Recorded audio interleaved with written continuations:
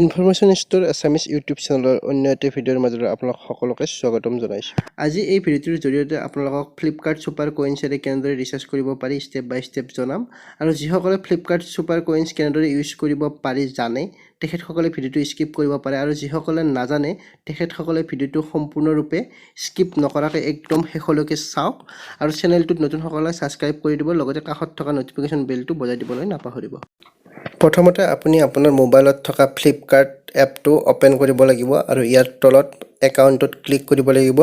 আৰু এতিয়া আপুনি দেখা পাইছে ওপৰৰ ৰাইট চাইডৰ কৰ্নাৰত 161 ছুপাৰ কইনছ, আৰু তাত ক্লিক কৰিলে আপোনাৰ কিমান ছুপাৰ কইনছ আছে গোটেইখিনি দেখাব। মোৰ আছে 152।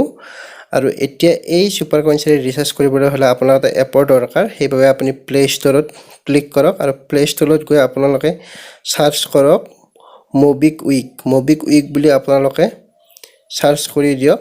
আৰু চাৰ্চ কৰাৰ লগে লগে আপোনালোকে দেখা পাব এপটো আহি গ'ল। মোৰ যিহেতু ইনষ্টল হৈয়ে আছে গতিকে ডাইৰেক্ট অপেন হৈ গ'ল।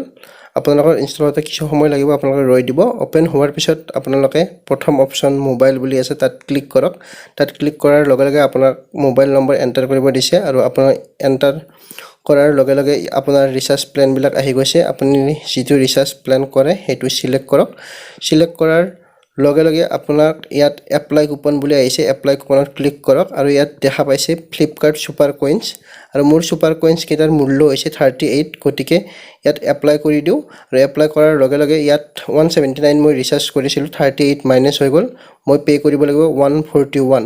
আৰু তলত থকা পে' অপশ্যনত এতিয়া ক্লিক কৰি দিম।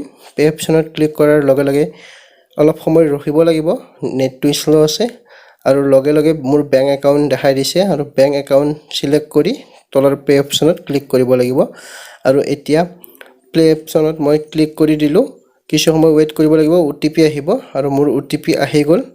আৰু এতিয়া OTPটো ইয়াত এণ্টাৰ কৰিব লাগিব, এণ্টাৰ কৰি প্ৰচেছ কৰি দিব লাগিব। এতিয়া OTPটো মই এণ্টাৰ কৰিলোঁ আৰু প্ৰচেছ কৰি দিলোঁ, আৰু এয়া আপোনালোকে দেখা পাইছে মোৰ ৰিচাৰ্জ হৈ গ'ল। লগতে মই 25 কেছবেক পাইছোঁ, আৰু এই 25ৰ জৰিয়তে মই ইলেক্ট্ৰিচিটি বিল পে'মেণ্ট কৰিব পাৰিম। এনেদৰে আপুনি আপোনাৰ মোবাইলত থকা ফ্লিপকাৰ্ট ছুপাৰ কইনছৰ সহায়ত ৰিচাৰ্জ কৰিব পাৰে।